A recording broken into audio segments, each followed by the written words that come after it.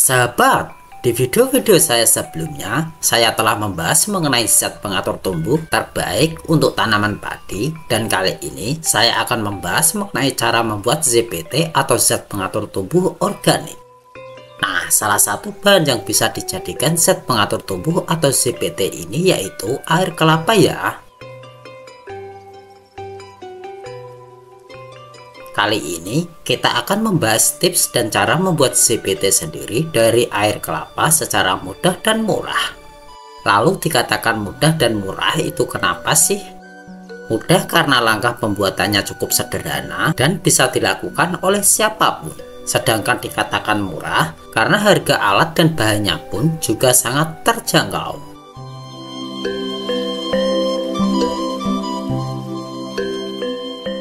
Kembali ke topik ZPT. Nah, ZPT itu banyak sekali jenisnya. ZPT yang berasal dari air kelapa ini adalah sitokinin ya sahabat, yang salah satu fungsi utamanya adalah untuk merangsang pertumbuhan akar tanaman, serta merangsang pembentukan bunga dan buah. ZPT dari air kelapa ini sebenarnya tidaklah asing bagi sebagian dari kita para petani. Karena sudah banyak petani yang telah mendapatkan informasi dari penyuluh pertanian dan berhasil membuatnya sendiri. Nah, berdasarkan pengalaman mereka, ZPT dari air kelapa ini terbukti efektif dalam meningkatkan hasil dan kualitas panen. Ya, kalau dirunut dari fungsi hormon sitokinin sendiri sih, memang masuk akal. Tanaman yang mempunyai sistem perakaran yang kuat tentu akan mempunyai pertumbuhannya yang sangat baik, dan tanaman yang pertumbuhannya baik tentu saja buahnya akan optimal dan besar-besar ya sahabat. Selain itu, karena akar tanaman tadi mampu mencapai titik-titik air dan nutrisi atau unsur hara di kedalaman tanah, maka tanaman akan menjadi lebih toleran atau tahan terhadap serangan hama dan penyakit, serta lebih adaptif pada lingkungan.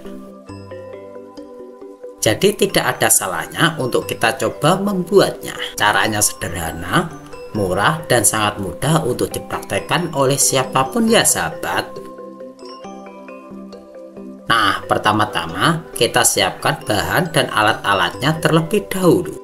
Bahan dan alat untuk membuat ZPT dari air kelapa itu, yang pertama pastinya air kelapa 1 liter dong. Kedua, gula merah 100 gram. Ketiga, botol air aqua ukuran besar. Yang keempat, timba dan pengaduk. Dan langkah-langkah untuk membuat ZPT dari air kelapa itu, pertama siapkan bahan utamanya yaitu air kelapa dan gula merah atau gula aren.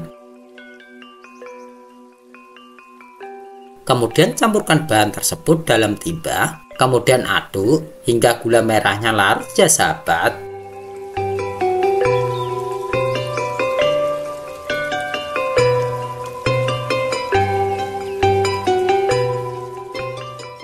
Setelah menjadi larutan, masukkan larutan air kelapa dan gula merah tadi ke wadah untuk proses fermentasi. Misalnya kita taruh saja di botol air aqua besar, kemudian fermentasikan atau diamkan larutan tadi selama 1 minggu, dan jangan lupa buka tutup botol apabila botol air aqua tadi nampak membesar karena adanya tekanan gas, dan lakukan buka tutup botol 2 hari sekali saja agar botol tidak meledak ya sahabat. Jika meledak nggak lucu kan?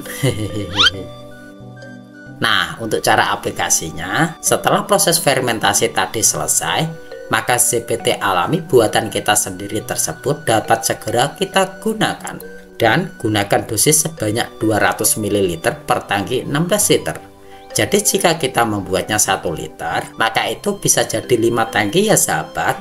Aplikasikan pada areal sawah kita dengan cara disemprotkan atau dikocorkan dengan interval 10-14 hari sekali.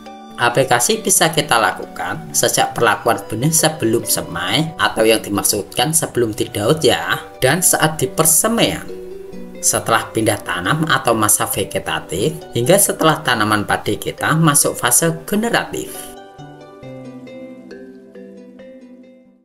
Nah sahabat, demikianlah tips dan cara membuat ZPT sendiri dari air kelapa secara mudah dan murah.